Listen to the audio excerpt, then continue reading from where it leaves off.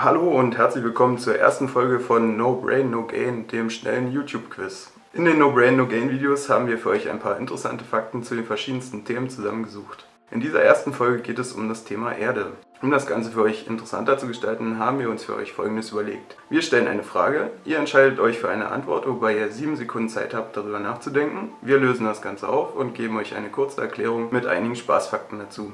Nach jeder Frage wird ein Stück unseres themenbezogenen Wallpapers für euch enthüllt.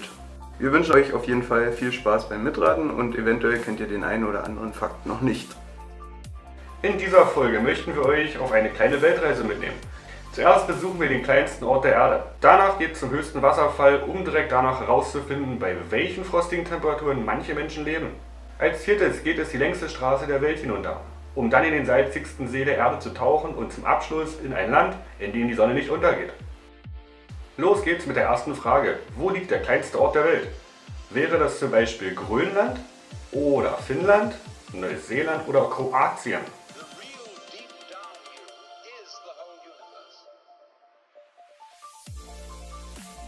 Die richtige Antwort ist natürlich Kroatien. Zur Erklärung dazu, der kleinste Ort der Welt liegt tatsächlich in Kroatien. Es handelt sich um die Stadt Hum, in der gerade einmal zwischen 17 und 30 Menschen leben. Diese Gemeinde hat nur 30 Einwohner und ist trotzdem eine Stadt, die sogar einen ehrenamtlichen Bürgermeister hat. Gegründet wurde das kleine Städtchen im 12. Jahrhundert.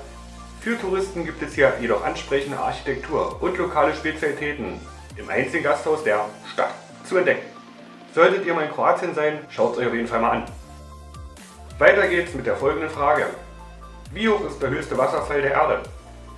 310 Meter, 870 Meter, 979 Meter oder 2364 Meter?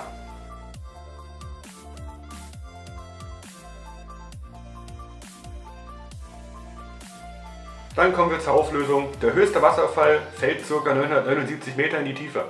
Es handelt sich um den Salto Angel. Übersetzt Angel Falls in Venezuela. Benannt ist dieser Wasserfall nach dem Piloten Jamie Angel, der mit seinem Arbeitgeber auf der Suche nach einem Platz zum Goldschürfen diesen Wasserfall entdeckte. Er ist entweder mit dem Boot über den Fluss Rio Churun oder eben per Flugzeug zu erreichen. Spaßfakt: Der deutsche Kunstturner Eberhard Ginger sprang 1998 mit einem Fallschirm diesen Wasserfall hinunter. Tja, warum hat er das gemacht? Weiß keiner, werden wir nie wissen. Zur Abwechslung springen wir jetzt mit folgender Frage in die kalten Regionen der Erde. Wie kalt kann es am kältesten bewohnten Ort der Erde werden? Minus 20 Grad, minus 42 Grad, minus 68 Grad oder minus 112 Grad?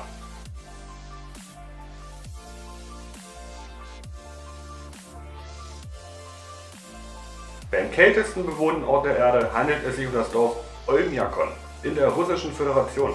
Hier wurde eine Tiefsttemperatur von minus 71,2 Grad Celsius gemessen, die jedoch nicht offiziell anerkannt wurde.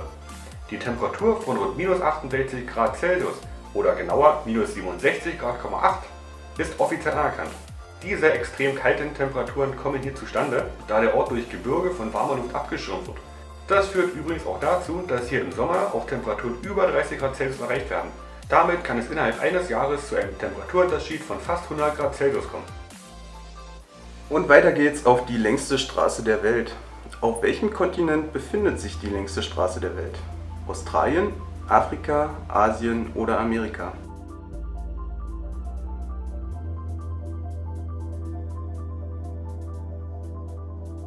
Die längste Straße der Welt, die Panamericana, verläuft von Nordamerika durch Mittel- bis nach Südamerika. Sie befindet sich damit auf dem Kontinent Amerika, wobei wir hier Nord- und Südamerika zusammengenommen haben.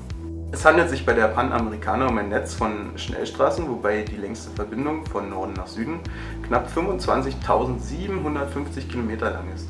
Das entspricht mehr als der halben Äquatorlänge. Wer auf dieser Strecke unterwegs ist, kann Temperaturunterschiede von plus 25 Grad bis zum Gefrierpunkt erleben. Übrigens, die Filmlegende Bud Spencer hat beim Bau der Panamericana als Vorarbeiter mitgearbeitet. Tja, wie sagt er selbst so schön? Platz da, ich bin der Landvogt. Als nächstes geht's auf zum salzigsten See der Erde. Wo befindet sich dieser? Am Mittelmeer, in der Sahara, in der Antarktis oder auf Island?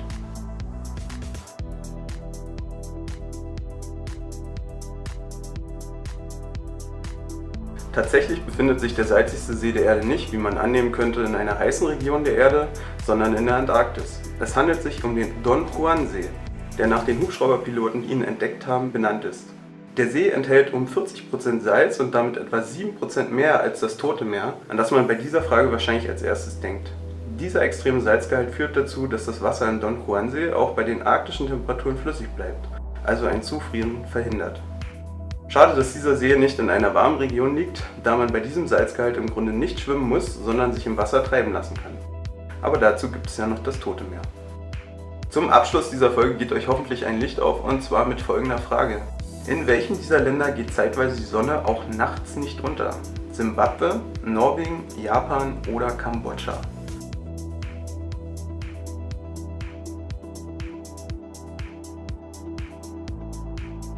Die richtige Antwort lautet natürlich Norwegen. Aufgrund der Lage auf der Nordhalbkugel und der Krümmung der Erdachse sind einige Orte in Norwegen quasi einer ewigen Sonne ausgesetzt. Das heißt, die Sonne sinkt bis zum Horizont und geht dann wieder auf. Am Nordpol etwa dauert dieses Schauspiel vom 20. März bis 23. September an. Am Nordkap in Norwegen vom 14. Mai bis 29. Juli. Da bei dieser Mitternachtssonne die Sonne eben nicht untergeht, spricht man auch vom Polartag. Das Gegenstück zum entgegengesetzten Zeitraum bildet die Polarnacht, bei der die Sonne nicht direkt zu sehen ist. Norwegen ist übrigens auch berühmt für die sogenannten Polarlichter, die ebenfalls mit diesem Sonnenphänomen zusammenhängen. Damit sind wir auch schon am Ende unserer heutigen Folge von No Brain No Game. Wir hoffen, ihr hattet Spaß beim Mitraten und konntet das ein oder andere dazulernen. Wenn euch das Video gefallen hat und ihr gerne mehr sehen wollt, könnt ihr uns natürlich gerne ein Like dalassen oder unseren Channel abonnieren. Wenn ihr eure Kritik oder Wünsche für unsere nächsten Videos loswerden wollt, könnt ihr es auch gerne in einem Kommentar dalassen. Wem das Wallpaper gefällt, der kann gerne in die Infobox schauen, dort ist das Bild zum Download verlinkt.